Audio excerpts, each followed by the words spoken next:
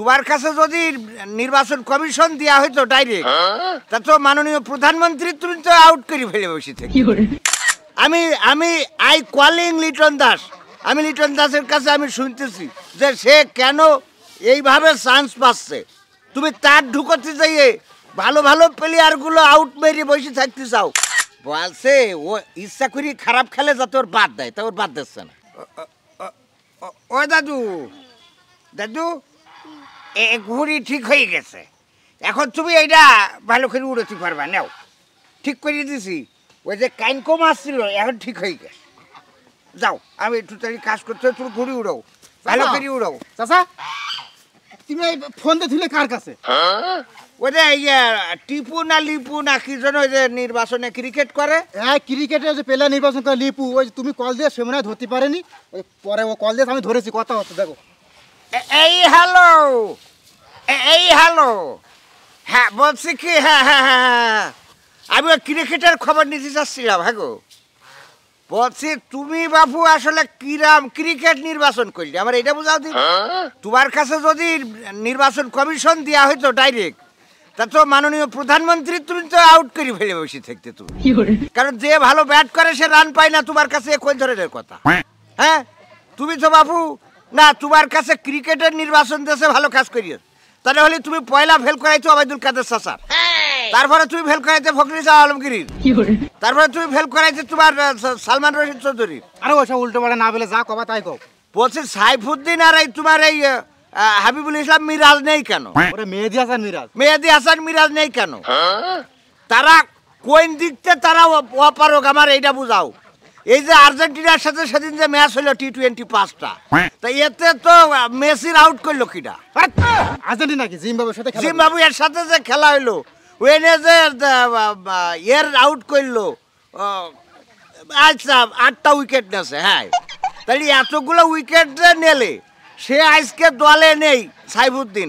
আচ্ছা মেহেদী হাসান মিরাজ এ যখন যে বলটা পাই সেইটা গোল, যেটা পাই সেইটা গোল। গোল না, 6-4 মারে, 6-4 মারে। তাহলে সেই বলগুলো আজকে তারা আউট হয়ে গেল, বলগুলো আউট হয়ে গেল, কি আউট হয়ে গেল, বল আবার আউট, প্লেয়ারগুলো আউট হয়ে গেল কেন? What is this why? You know understand my speak? হ্যাঁ, নো ইম্পসিবল। আমি আই কলিং লিটন দাস, আমি লিটন দাসের কাছে আমি শুনতেছি যে সে কেন এইভাবে চান্স পাচ্ছে।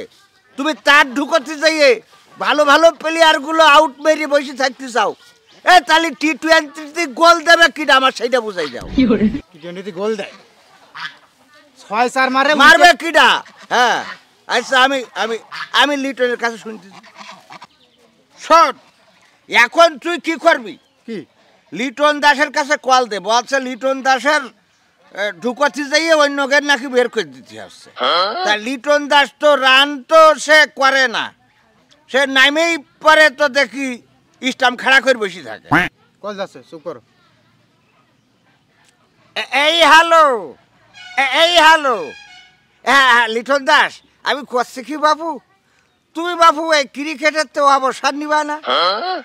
পৃথিবীতে কত লোক আসে যায় আসে যায় আসে যায়, এ ক্রিকেটের তো তোমার তো দূরে জাতি দেখিনি। তুমি বাবু রান করতে পারো না, তা তুমি বাবু এই স্টাম্প ধরে দাঁড়ায় থাকো কে জন্য? ও বলছে ও ইচ্ছা করি খারাপ খেলে যাতে ওর বাদ দেয়, তা ওর বাদ দিচ্ছে না। তা তাহলে তো বাবু তোমার দোষ না।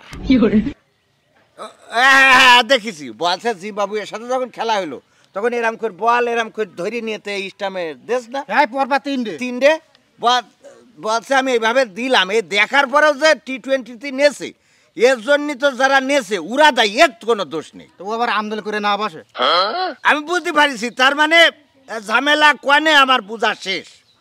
তুমি বাবু আমি জানি তুমি তোমার মধ্যে আসলে সততা আছে, তা না হলে তুমি কখনো এত পেনাল্টি ঠেকাতে পারতে না। ফুটবল খেলে যে পেনাল্টি ঠেকাবে? তাইলে তুমি ইয়ে করো, তুমি এখন থেকে যেইটা মারবা ওইটা যেন পকেটে ঢুকে যায়। হ্যাঁ, কি পকেটে ঢুক? ওরে বল মারলে 6 হবে না 4 হবে, তাই এখন এই T20 একটা ভালো কিছু করো, কারণ তোমার যখন এত করিয়ে ঢুকোই তুমি কিছু বল অন্তত সীমানার বাইরে বের করো, এইটা অন্তত করো। আর একটা কথা বলি শোনো, এই ক্রিকেটের মধ্যে বউকে ঢুকায়ও না। এটা কিছু করলেই বউ এসে স্ট্যাটাস মারবে না কে ক্রিকেট তোমরা খেলো না ওরা খেলে আরে মাঠে তো থাকিস তোরা কিরা খাটে থাকলো না থাকলো এত কথার কি আছে আচ্ছা ঠিক আছে না বলছে ঠিক আছে আমার কথা নাকি যুক্তিপূর্ণ আমি করছি কি শোন ক্রিকেট বিশ্ব সাজাইছে কারা তাদের নামগুলো আগে জানতে হবে তোমার প্রথম ক্রিকেট খেলা আবিষ্কার করে ডোনাল্ড ট্রাম্প আবিষ্কার করি প্রথমে একটা 6 মারলো মারার পরে পরের বল গোল হয়ে গেছে এরপরে ক্রিকেটের সবচেয়ে ভালো খেলোয়াড় ছিল বারাক ওবামা এই কথাটা শুনে নে তারপরে আমি বলছি তারপরে তুই চলে যাবি বারাক ওবামা আইসে বাংলাদেশে ক্রিকেট শিখাই থুয়ে গেল ফখরুল ইসলাম আলমগীর ও আবার রিজভি শিখাইলো শিখাইনোর পরে ওবায়দুল কাদের চৌধুরী এটা দখল এনেছে ক্রিকেট খেলা নেওয়ার পরে ক্রিকেটের ইতিহাস সম্বন্ধে তুই জানিস রে এই ক্রিকেট রক্ষা করতে যেয়ে প্রথম শহীদ হয়েছে হুমায়ুন আজাদ চৌধুরী সে রক্ত দিয়ে ক্রিকেটের নাম লিখাই দিয়ে গেছে আর ওর নামের নিচে আমার নাম থাকার কথা ছিল তা আমি সময় পাইনি তাই যাইনি